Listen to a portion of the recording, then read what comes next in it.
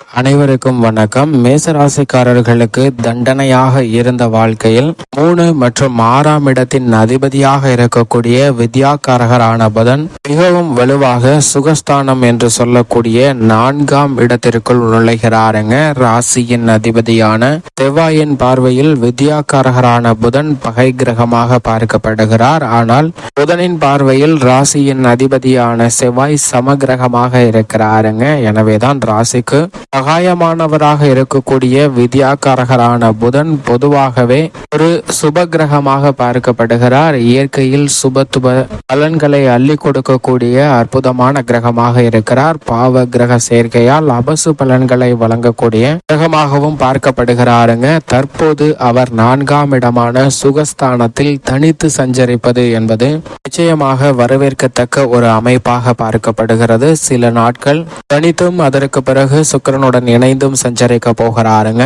13/7/2024 வரை நேர்கதியில் சஞ்சரிக்கக்கூடிய புதன் மிகவும் அதிக கவனத்துடனும் விழிப்புணர்வுடனும் செயல்படக்கூடிய வாய்ப்பை ஏற்படுத்தி கொடுப்பார். ஏனென்றால் புதன் தற்போது அவரது பார்வையில் பகை கிரகமாக இருக்கக்கூடிய சந்திரனின் ஆட்சி வீடான கடகராசியில் ஜூலை 13ஆம் தேதி வரை சஞ்சரிக்க போகிறாருங்க. எனவே இந்த வேளையில் எந்த பணியை செய்தாலும் முன்கோப வந்தாலும் கூட அவற்றை குறைத்து கொண்டு எப்படி விழிப்புணர்வுடன் செயல்பட வேண்டும் என்பதை அபரிவிதமாக ஏற்படுத்தி கொடுக்க போகிறார். எனவேதான் மேசராசிக்காரர்களுக்கு தண்டனையாக இருந்த வாழ்க்கையில் ராஜ யோகம் என்று சொல்லக்கூடிய வகையில் பல நல்ல மாறுதல்களை மிக வலுவாக ஏற்படுத்தி கொடுக்க போகிறாருங்க. வித்யாகாரகரான புதன் அவருடைய சப்தம பார்வையும் மிக வலுவாக தொழில் ஸ்தானம் என்று சொல்லக்கூடிய 10ஆம் இடத்தில் பதிவதால் பல்வேறு வகையான நன்மைகளை தொழில் ரீதியாக வியாபார ரீதியாக வளர்ச்சி அடைந்தவையாக மாற்றி கொடுக்க போகிறாருங்க. பொதுவாகவே சுபத்துவ பாதையில்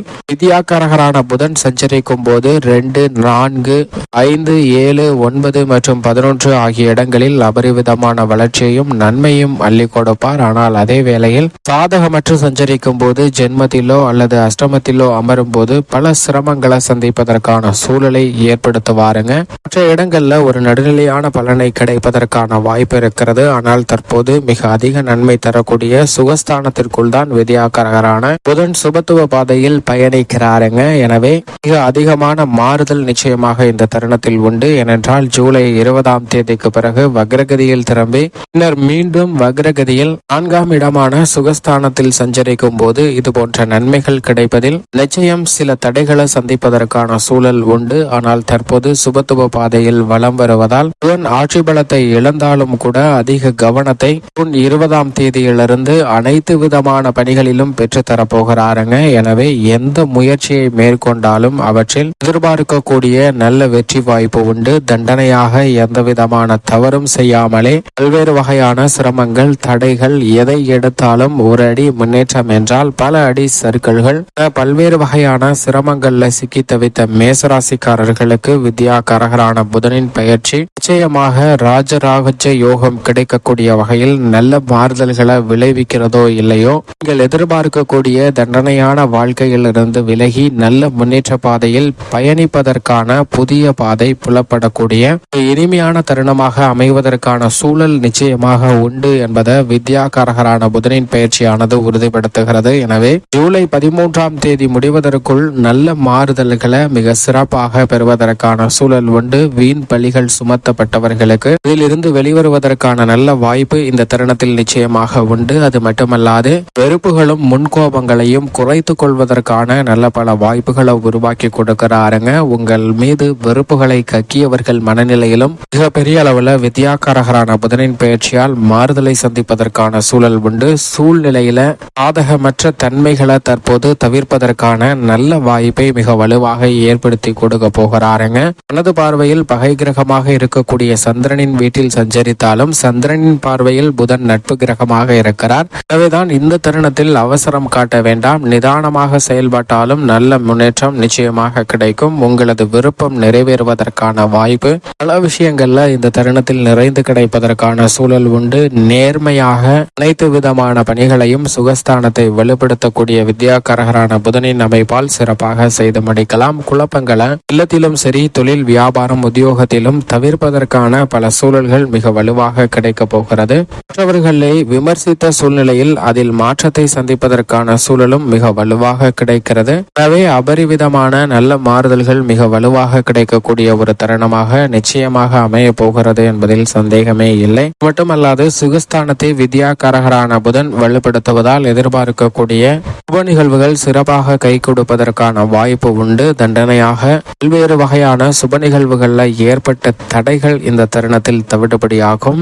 சுப விரயங்கள் அதிகரிப்பதால் மகிழ்ச்சி அதிகரிப்பதற்கான யோகம் நிச்சயமாக புதன் பயிற்சியால் கிடைப்பதற்கான வாய்ப்பு உண்டு. இந்த தருணத்துல தொழில்துறை வியாபாரத்துறை ரீதியாக புதிய கடை திறத்தல், கட்டிட விழா நடத்துதல் போன்றவற்றை மிக சிறப்பாக மேற்கொள்வதற்கான நல்ல பல வாய்ப்புகளும் சந்தர்ப்பங்களும் நிறைந்து கிடைக்கிறது. இழுபறியில் நின்ற பல பணிகளை மிக விரைவாகவும் துல்லியமாகவும் மேசராசிக்காரர்கள் செய்வதற்கான வாய்ப்பை வித்யாகாரகரான புதன் ஏற்படுத்தி கொடுக்க போகிறார். உத்தியோகத்திலும் எதிர்பார்க்கக்கூடிய சிறப்பான முன்னேற்றம் சுகஸ்தானத்தில் வலுவாக அமரக்கூடிய வித்யாகாரகரான புதனின் அமைப்பால் ஜூலை 7ஆம் தேதிக்கு முன்னதாகவே எதிர்பார்க்கக்கூடிய வேலை வாய்ப்பு உள்ளிட்ட பல உறுதியான தகவல்கள் நிச்சயமாக கிடைக்கும். ஜூலை 13க்குள் புதிய வேலை வாய்ப்பிற்காக முயற்சி செய்யக்கூடிய மேசராசிக்காரர்கள் அவற்றில் இணைவதற்கான யோகமும் நிச்சயமாக உண்டு. இது மட்டுமல்லாது மிகப்பெரிய மாற்றங்களை சிறப்பான முறையில் மிக வலுவாக ஏற்படுத்தி கொடுக்க போகிறாருங்க. இந்த வேளையில் மேசராசிக்காரர்களுக்கு மற்ற கிரகநிலைகளின் அமைப்பை ஆராய்ந்து பார்க்கும் போது ராசியின் அதிபதி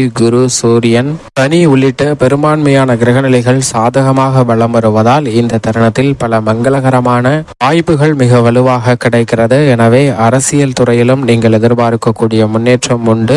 இதிலும் குறிப்பாக எந்த பணியையும் நிதானமாக செயல்படக்கூடிய வாய்ப்பை மிக வலுவாக அரசியல் சார்ந்த பணிகளில் ஏற்படுத்தி கொடுக்கிறாருங்க. எனவே நீங்கள் எதிர்பார்த்து காத்து கொண்டிருக்கக்கூடிய நல்ல மாறுதல்கள் மிக வலுவாக கிடைப்பதற்கான சூழல் நிச்சயமாக உண்டு. கலைத்துறையிலும் அதிரடியான வாய்ப்புகள் கிடைக்கும். இந்த தருணத்துல பெண்மணிகளுக்கு மகிழ்ச்சி அதிகரிக்கக்கூடிய வகையில் பணப்புழக்கம் அதிகரிக்கும். இது மட்டுமல்லாது கொடுக்கல் வாங்கலில் ஏற்பட்ட பொருளாதார ரீதியான சிக்கல்கள், கடன் சார்ந்த தொல்லைகள் உள்ளிட்ட சிரமங்கள்ல தண்டனையாக இருந்த வாழ்க்கையில் அவை அனைத்திலும் நல்ல மாறுதலை மிகவும் வலுவாக வித்யாகாரகரான புதன் ஏற்படுத்தி கொடுக்க போகிறார். சுகஸ்தானத்தில் சஞ்சரிப்பதோடு மட்டுமல்லாது ஜீவனஸ்தானம், தர்மஸ்தானம், தொழில் ஸ்தானம் என்று சொல்லக்கூடிய 10ஆம் இடத்தை வலுவாக பார்ப்பதால் இந்த தருணத்தில் வருமானம் உயர்வதற்கான சூழல் நிச்சயமாக உண்டு. எனவே பல்வேறு வகையான தடைகள் இந்த தருணத்தில் விலகும். புதிதாக நிலம், வீடு, வீட்டுமனை, வாகனம் வாங்குவதற்கான யோகமும் நல்ல பல சுப நிகழ்வுகளை மிக சிறப்பாக செய்து முடிப்பதற்கான சாத்தியக்கூறுகளும் உண்டு.